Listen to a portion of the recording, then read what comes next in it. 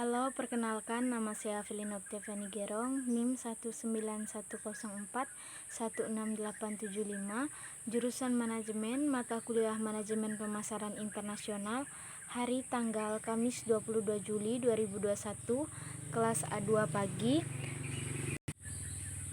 Dosen Pak Adi Mursalin, SEMM. Di video ini saya akan membacakan soal dan jawaban UAS Manajemen Pemasaran Internasional. Soal bagian A. Bagian A berkenaan dengan aktivitas mahasiswa di WhatsApp dan di Google Classroom. 1. Apakah Anda selalu hadir dalam kuliah Manajemen Pemasaran Internasional? Mengapa? Jawabannya, ya, selalu hadir dalam setiap pertemuan kuliah Manajemen Pemasaran Internasional.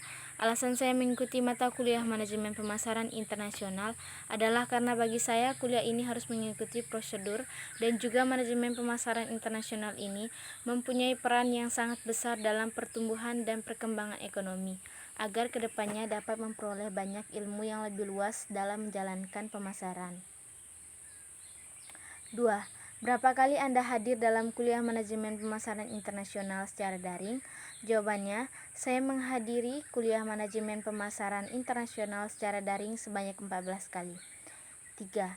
Apa-apa yang saudara pelajari selama saudara belajar Manajemen Pemasaran Internasional secara daring? Manfaat apa yang saudara peroleh mempelajari Manajemen Pemasaran Internasional secara daring? Jawabannya,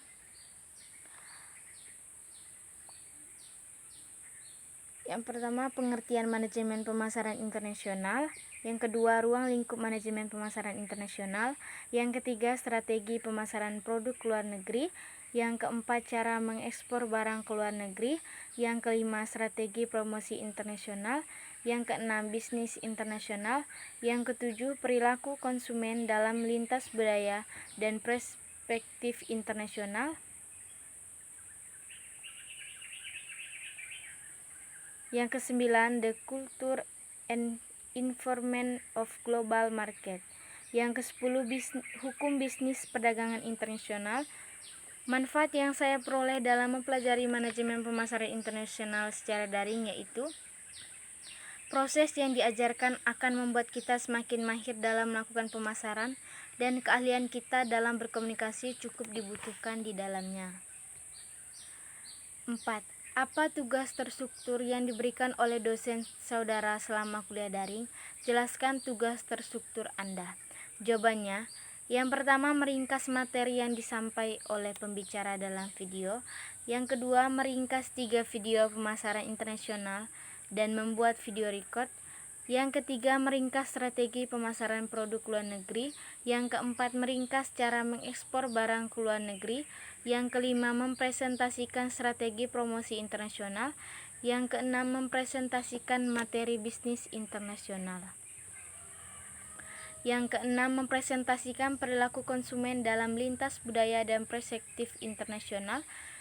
Yang ketujuh, mencari materi di Google tentang the culture and environment of global market dan membuat video record. Yang kedelapan, mempresentasikan materi tentang hukum bisnis perdagangan internasional. 5. Bagaimana kuliah daring Manajemen Pemasaran Internasional memberi kesan kepada Anda? Platform media apa yang digunakan oleh dosen dalam memberi kuliah Manajemen Pemasaran Internasional?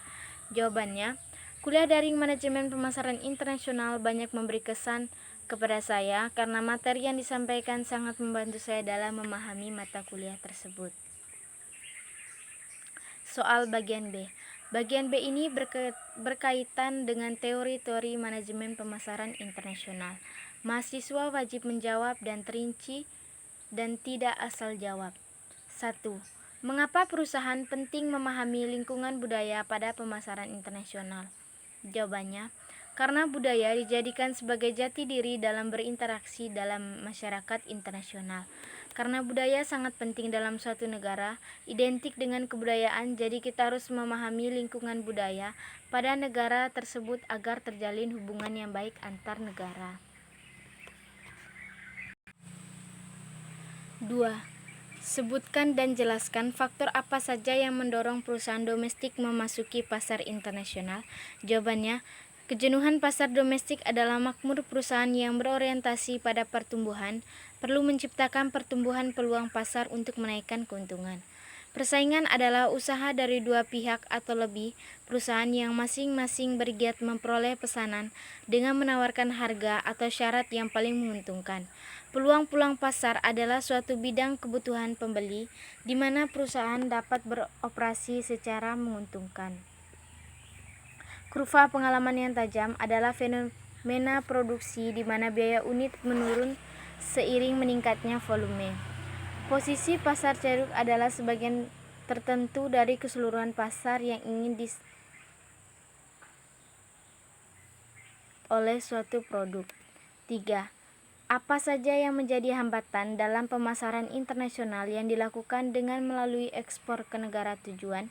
Jawabannya, perbedaan mata uang antara negara pengekspor dengan mengimpor.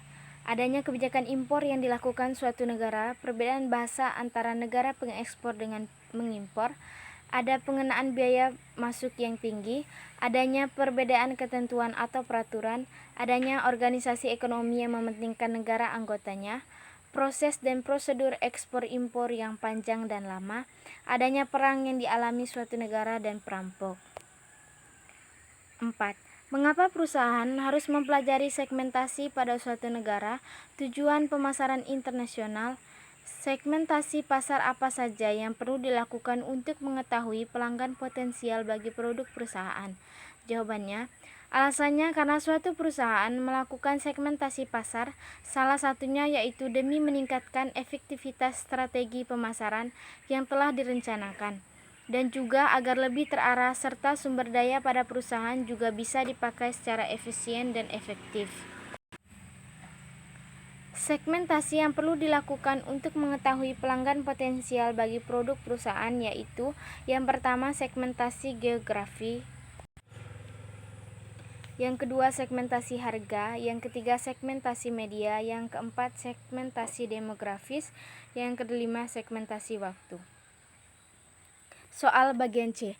Bagian C berkenaan dengan video-video yang berkenaan dengan manajemen pemasaran internasional. Setelah mahasiswa menonton video-video manajemen pemasaran internasional, ini mahasiswa diminta untuk menjelaskan judul video yang ditonton dan makna judul video tersebut menurut versi mahasiswa, teori-teori yang dijelaskan oleh pembicara dalam video tersebut, dan manfaat dan wawasan yang diperoleh setelah menonton video-video manajemen pemasaran internasional yang mahasiswa tonton.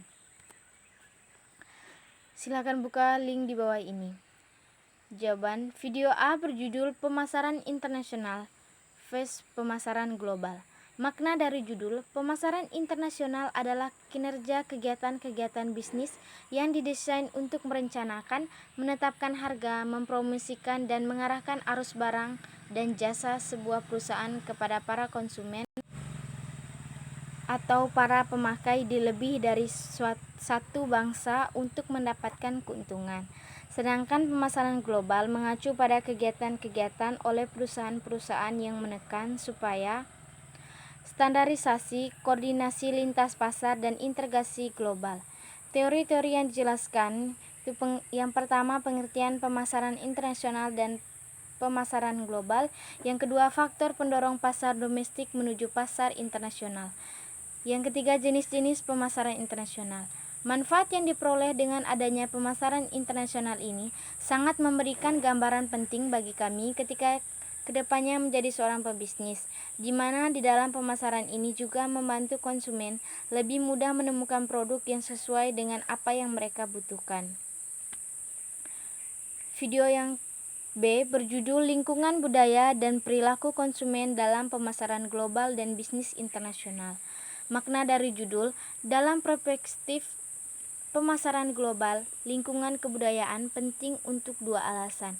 Alasan pertama adalah pemasar global secara konstan menghadapi isu yang membutuhkan pemikiran yang matang berkaitan dengan sejauh mana budaya setempat dapat mempengaruhi bauran pemasaran dari suatu produk. Alasan kedua adalah analisis terhadap lingkungan budaya seiringnya dapat memberikan insight atau wawasan mengenai peluang pasar.